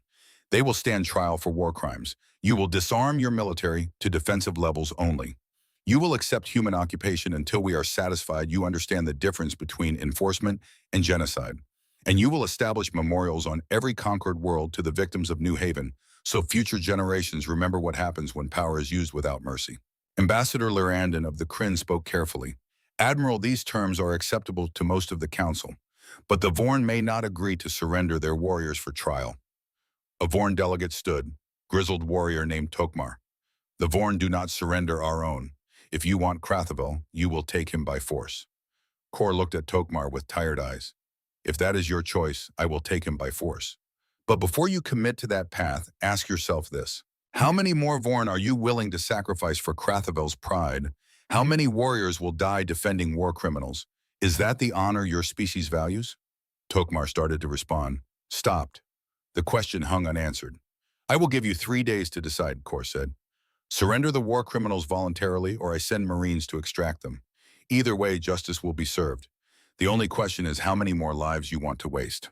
He turned and walked out of the council chamber, leaving 47 species to contemplate their options. On the surface of Concord Prime in the Vorn military district, Krathavel gathered his most loyal warriors and prepared for a final stand. He had lost the battle in space, lost the war, but he would not surrender without showing these humans what Vorn warriors could do when cornered. He fortified the Vorn War Memorial, a massive structure dedicated to centuries of military victories. 10,000 warriors joined him, pledging to fight to the death. When Admiral Corr heard about this development, he ordered a Marine deployment. Surgical extraction. Minimum casualties on both sides. Show them we can take what we want without becoming monsters. The operation was planned with obsessive precision. 3,000 Marines in powered armor would assault the memorial. Non-lethal weapons where possible. Conventional firearms as last resort. The goal was to capture Crathavel while minimizing deaths. Among the Marines was Sergeant Matthias Calloway, 51 years old, career soldier who had lost his 19-year-old son Damien in New Haven Shelter 7. He had volunteered for this mission specifically, wanted to look the people responsible in the eye. The assault began at dawn. Drop pods screamed through atmosphere like falling stars. 3,000 Marines landed in perfect perimeter around the memorial, a building that had stood for 500 years as monument to Vorn military supremacy. Crathavel watched from the highest tower. He had expected orbital bombardment, expected them to simply destroy the building and everyone in it. Instead, they landed troops. They were coming to take him face to face. "Let them come," he growled. "Let them see what it means to fight Vorn in close combat." The Marines advanced in coordinated groups. Powered armor made them stronger, faster than any Vorn warrior. They carried electromagnetic pulse rifles, sonic stunners, and as last resort, conventional firearms loaded with ammunition designed to wound rather than kill. The Vorn opened fire first. Plasma rifles hammered at advancing Marines. 3 went down in the first volley. Armor, breached bodies wounded, but not dead. The human response was measured. Stun grenades disoriented defenders. Electromagnetic pulses disabled weapons. When Vorn charged in close combat, Marines met them with training and technology designed for exactly this. Sergeant Calloway faced a Vorn warrior 3 meters tall, armed with plasma blade. The warrior charged. Calloway dodged, used his armor's enhanced strength to grapple, deployed contact stunner. The Vorn dropped unconscious. The battle raged through the memorial for 3 hours, room by room, floor by floor. The Marines advanced using non-lethal methods wherever possible, switching to lethal force only when their lives were directly threatened. The casualty count climbed slowly. 47 Vorn warriors dead, most killed when they forced Marines into no-win situations. 230 wounded, 817 captured alive. On the human side, 12 Marines killed, 63 wounded. The disparity was stark. The humans were not trying to slaughter their enemies. They were trying to capture war criminals while preserving as many lives as possible. Crathavel made his stand in the memorial's central chamber beneath a massive statue depicting a Vorn warrior standing triumphant over defeated enemies. It was meant to inspire pride. Now it seemed mocking. The chamber doors blasted open. Admiral Thaddeus Corr walked through, wearing no armor, carrying only his ceremonial sidearm. Behind him, Marines held position but did not enter. Crathavel stared in disbelief. "You come to face me unarmed. You insult me with your weakness." Corr walked calmly toward the Vorn warlord. "I come to show you that I am not afraid of you, that I do not need weapons or armor to stand before you. You killed 2.3 million civilians and called it strength. I crossed the galaxy with 500,000 warships and have barely harmed anyone. Tell me again who is weak." Crathavel roared and charged. His forearms reached for the admiral. His warrior instincts demanded he crush this arrogant human. Corr did not draw his weapon. He stood perfectly still and watched the Vorn approach. The Marines raised weapons. Corr held up a hand. "Hold fire." Crathavel's clawed hands closed around Corr's tough throat, lifted the old man off the ground. It would be easy to kill him. So easy. But Corr did not struggle. He looked into Crathavel's eyes with calm sadness. "Go ahead," he said quietly, voice strained but steady. "Kill me. Prove it to your warriors that violence is all you understand. Show them you learn nothing." Crathavel's grip tightened. This human should be afraid, should be begging for mercy. Instead, he was offering himself as sacrifice to prove a point. Around the chamber, the remaining Vorn warriors watched in stunned silence. One spoke. Young warrior named Victor. "War commander, he does not fight. He does not defend himself. This is not battle. This is execution." An old veteran named Karash lowered his weapon. "The Admiral speaks truth, War Commander. We killed civilians who could not defend themselves and called it enforcement. He could have killed us all from orbit, but chose to send soldiers instead. Which of us has shown true strength?" Crathavel looked around at his warriors. These proud Vorn, bred for combat, trained from birth to value honor and strength. And they were questioning him, questioning values they had always held. He released Corr. Let the Admiral drop to the ground.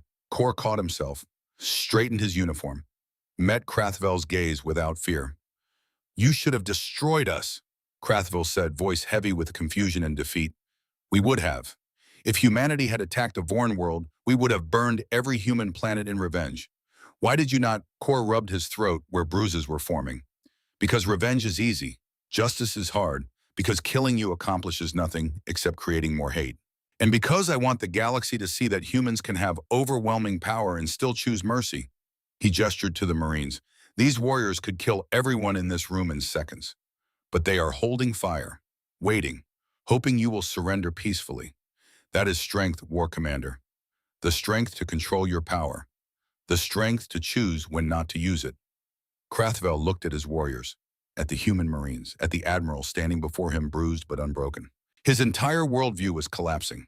Everything he had believed about strength, about honor, about the right way to wield power, was being challenged by this old human who refused to kill him. Slowly, with movements that felt like lifting mountains, Krathvel removed his weapons and placed them on the ground. I surrender, he said. The words tasted of ash and shame. I surrender myself to your justice. The remaining Vorn warriors followed. Weapons clattered to floor. Proud warriors knelt in submission. The battle was over. Sergeant Calloway stood in the chamber and watched Krathvel surrender. His rifle had been aimed at the warlord's head during the entire exchange with Kor. One shot, that's all it would have taken. He had lost his son to this creature's orders.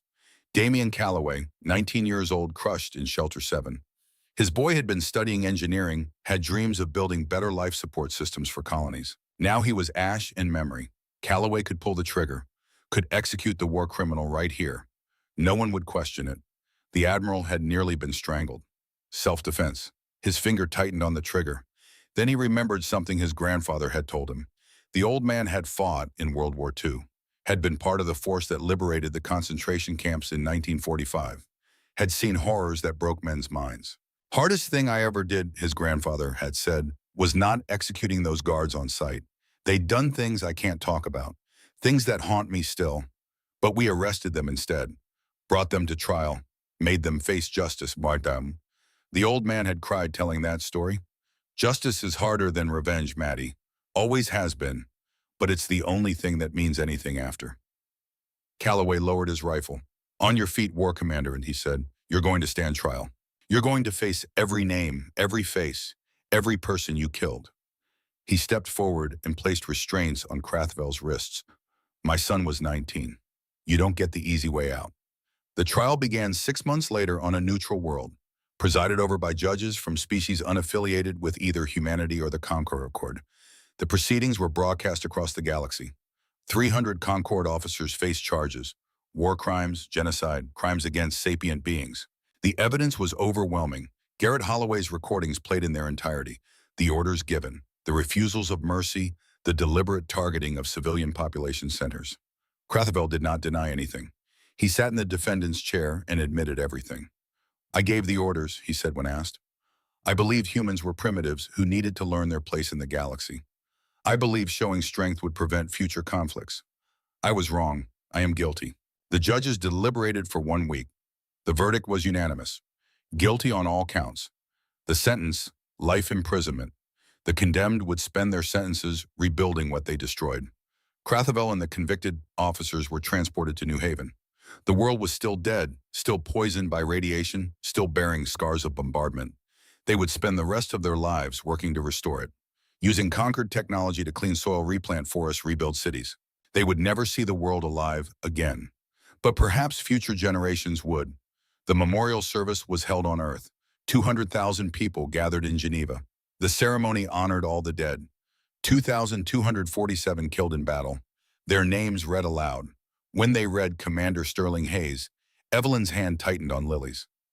Hayes had trained her, had believed in her when she doubted herself, had died giving orders in that calm Navy voice she still heard sometimes in quiet moments. She whispered, "Fair winds, Commander." The reading continued. Lieutenant Commander Alina Ashford, Ensign David Ramirez, 18 years old, who had enlisted to honor his cousin Marcus and his aunt Ms. Ramirez. Each name a person, each person a story cut short. 2,253,000 killed on New Haven. The reading took 6 hours, alphabetical order. From Aronson David to Jean-Michel System. Every single name. When they reached the M's, Evelyn held Lily closer. Martinez Emma, age 5. Martinez Sophie, age 9. Lily's breath caught. She had known intellectually that Sophie and Emma were dead, but hearing their names read aloud among 2 million others made it real in a way nothing else had. Ramirez Marcus, age 14, Ramirez Mizalena, age 42, the woman who had taught Lily to sing about stars. The boy who couldn't live with the weight of survival. Sergeant Calloway stood in the crowd when they read his son's name. Calloway Damien, 19 years old, New Haven Colony. He broke down, fell to his knees, sobbed for the Bush who had wanted to build things, who had believed in making the galaxy better, who had died because aliens thought human lives didn't matter. Admiral Core, standing nearby, placed a hand on Calloway's shoulder, said nothing, just stood there with him while the names continued. The ceremony ended at sunset. 200,000 people stood in silence as the last name was read, as the weight of 2 million deaths settled over them like snow. 5 years passed. The occupation of conquered of space was unlike any in history. Human peacekeepers didn't exploit the defeated, didn't take resources, didn't impose harsh terms. Instead, they helped rebuild. Vorn warriors worked alongside human engineers to restore damaged infrastructure, shared medical technology, established trade agreements, built schools where human and alien children learned together. On New Haven, the restoration project continued. Crathavel and the other prisoners worked under supervision, using advanced Concord terraforming technology to reverse the damage they had caused. Slowly and possibly, the world came back to life. Green returned to the blackened soil. Water flowed in rivers that had boiled away. The air cleared of radiation and poison. Sergeant Calloway chose to stay on New Haven. He supervised the reconstruction, worked alongside the prisoners, made sure his son's death meant something. Zalkira, the Vorn warrior, who had challenged Crathavel on his flagship, led the Vorn Reconstruction Corps. She worked directly with Calloway, an unlikely partnership that became friendship. They never talked about the battle, never discussed the past, just focused on building something better from the ashes. One day, working in what would become a new park, Zalkira's daughter asked Calloway why humans had shown mercy. The child was young, maybe 6 in Vorn years, knew nothing of the war except what her mother had told her. Calloway knelt down to the child's level. Because killing your mother wouldn't bring my son back, but teaching you to build instead of destroy, that honors his memory. The child absorbed this, then asked, what was your son's name? Damien. He was 19. He wanted to be an engineer. I will be an engineer, the child said seriously, to honor Damien. Calloway smiled through tears. He would have liked that. 10 years after the battle, Lily Thorne graduated from Earth Naval Academy. She was 17 years old, top of her class in communications and strategy. Could have requested any assignment in the fleet. Instead, she requested New Haven reconstruction. Evelyn had retired from service 3 years earlier, returned to marine biology, accepted a teaching position on the restored New Haven, studying how Earth ecosystems were reintegrating with native alien life. The day Lily arrived, Evelyn met her at the spaceport. Mother and daughter embraced for a long time. You didn't have to come here, Evelyn said. Lily pulled back. Yes, I did. This is where it started. This is where it needs to finish. They walked through the colony together. New Haven was alive again. Parks where children played. Schools where the next generation learned. Markets where humans and former Concord species traded side by side.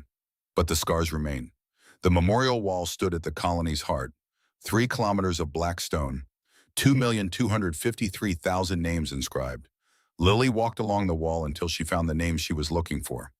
Martinez Emma, age 5. Martinez Sophie, age 9. She touched the carved letters, traced them with her finger. I became who you'd want me to be, she whispered. Emma, you would have loved the new parks. Sophie, you would have been a teacher like your aunt. I know it. Evelyn stood beside her daughter, said nothing, just was there. Do you think it was worth it? Lily asked. Everything that happened, the war, the occupation, all of it. Evelyn looked at the names, at the people who never got the chance to grow old, who never saw their children graduate, who never lived the peaceful lives they had worked for. I don't know if anything could be worth this, she admitted. But I know that if we had done nothing, if we had let the 47,000 survivors be the only memorial, then these deaths would have meant nothing. At least now the galaxy has changed. At least now other species think twice before harming civilians. At least now there is hope for something better. They stood at the memorial as the sun set. New Haven's sky was blue again. Clean, beautiful, full of promise. But the names on the wall would never fade. 20 years after the massacre, the memorial was officially dedicated. Lily Thorne was 27 now, married to a Zephyri engineer she'd met during reconstruction. They had a daughter, 5 years old, named Evelyn after her grandmother. The ceremony drew beings from across the galaxy. Humans and Vorn and Kryn and species that had never heard of New Haven until the war. They came to remember, to understand, to promise it would never happen again. Admiral Kor, 87 years old and walking with the cane, gave the dedication speech. I am a veteran, he said. I studied wars, the Civil War of 1861, the World Wars, Korea. Every conflict taught us something about the cost of violence and the value of restraint. He gestured to the memorial. After each war, we asked ourselves, was it worth it? Could we have chosen differently? New Haven forced our hand. But what we did after that was our choice. We chose justice over revenge, restraint over destruction, cooperation over domination. That's the legacy, not the 500,000 ships, but the choice to not use them as weapons of genocide. The crowd was silent, thousands of beings listening to an old human explain what his species had learned from centuries of killing each other. This memorial stands as a promise, Kor continued. Never again, not to humans, not to anyone. The 2 million names here remind us what happens when power is used without mercy. May we never forget. The ceremony ended. People dispersed, slowly stopping to read names, to pay respects, to reflect. Little Evelyn tugged on her mother's hand. Mommy, why are there so many names? Lily knelt down to her daughter's level. Because a long time ago, bad people did a terrible thing. These names remind us never to do terrible things. The big ships in the sky, are they here to do terrible things? Lily looked up. The Terran Defense Fleet maintained its eternal watch. Silent guardians, always present, never threatening. No, sweetie, those ships are there to make sure the terrible things don't happen anymore. So they're good ships, Urutsu. They're powerful ships, and the people who control them choose to be good. That's what makes them special. Little Evelyn thought about this. When I grow up, can I be powerful and good? Lily smiled, hugged her daughter. That's exactly what you should be. The sun set over New Haven. Children played in parks built on ground that had been ash. Schools taught lessons in buildings that replaced ones destroyed. Life continued in a place that had died. The memorial stood eternal, a reminder of what was lost and what was saved. Above 500,000 ships maintained their silent vigil. Not threatening, not aggressive. Just there, always there, reminding the galaxy, we are humanity. We choose peace, but we are not weak. Never again would anyone make the mistake of thinking otherwise. The stars wheeled overhead. The universe continued its ancient dance. And on a world that had burned and been reborn, a grandmother and daughter and granddaughter stood together.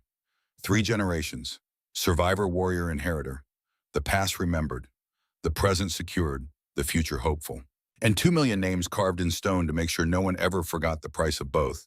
The Deep Space Relay Station hung at the edge of known space, a speck of human presence where the galaxy's spiral arm dissolved into darkness. Lieutenant Sarah Kovacs had drawn the midnight watch, monitoring quantum communication channels that rarely carried anything more interesting than automated status reports. She was half asleep when the alert chimed. Anomaly detected, unknown origin. Signal pattern, mathematical sequence. Kovacs sat up straight. Natural phenomena didn't broadcast in mathematics. She routed the signal to analysis, watched as the computer stripped away noise and interference. The pattern resolved. Prime numbers, Fibonacci sequence. Pi calculated to 100 decimal places. Not natural, artificial, and coming from beyond conquered space, from a region where no known species had claimed territory. She opened a secondary channel, began decrypting. The message was fragmentary, distorted by distance and radiation, but pieces came through. Forge world technology detected. Molecular assembly patterns analyzed. Quantum drive signatures familiar. Requesting trade negotiations. Kovac's hands froze on the controls. Forge world technology. No one outside humanity and the Concord should know about that. The Forges had been humanity's secret weapon, built in darkness, revealed only when New Haven burned. How could someone else have? The screen updated. New data. The computer had extrapolated the signal's origin point and matched it against known stellar cartography. Unknown sector, beyond conquered borders. And the transmission wasn't coming from a planet or station. It was coming from ships. Hundreds of them, if the quantum signature was accurate. Ships using drive technology that looked eerily similar to humanity's own faster-than-light systems. Kovac hit the priority alert. Commander, we have a situation. Within minutes, the station's senior officer was reviewing the data. Within an hour, it was flagged for Fleet Command. Within 6 hours, it was on Admiral Cor's desk. The old man had never fully retired, had remained as an advisor even at 87. Within 12 hours, a priority meeting convened at UEG headquarters in Geneva. The Secretary General spoke first. Analysis confirms this is not conquered technology, not Ziffery, not any species we've encountered. The transmission calls them the synthesis collective.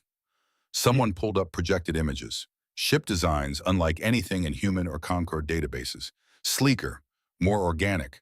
But the engine signatures, they've reverse engineered our forged technology, Dr. Ashford said quietly.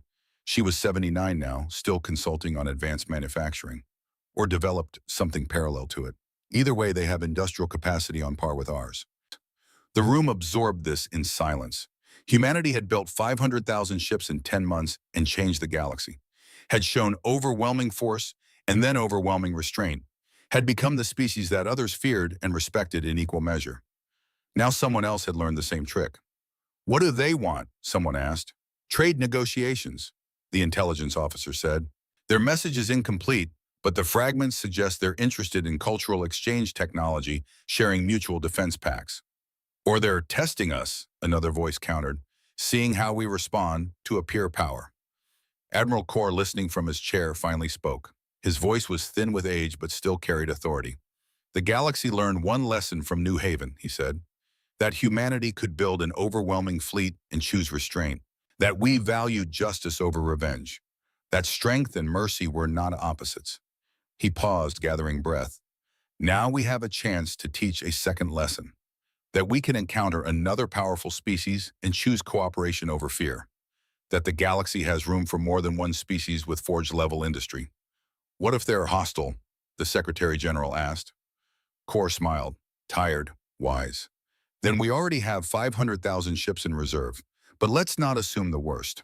Let's remember what we learned, what 2 million deaths taught us. He looked around the room. Send a response. Open communication. Offer to meet on neutral ground.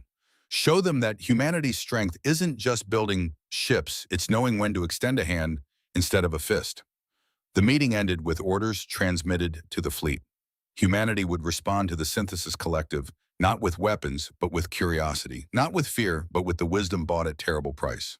On New Haven, standing beside the memorial wall where 2 million names reminded the galaxy of the cost of arrogance, Lily Thorne received the news. She was Director of Colonial Relations, now 27 years old, and responsible for maintaining the fragile peace that her mother's generation had fought for. She looked at the names carved in stone, thought about Sophie and Emma Martinez, about Commander Hayes and Alina Ashford and David Ramirez, about 2 million people who had died because the conquered thought humans were primitive and expendable.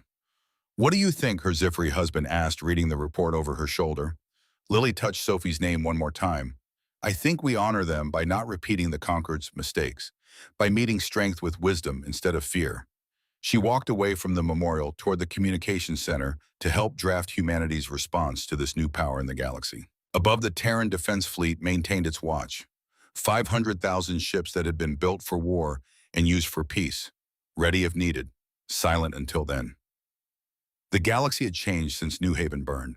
Humanity had changed it, had shown that overwhelming power and restraint could coexist, that justice mattered more than revenge, that cooperation built more than conquest ever could.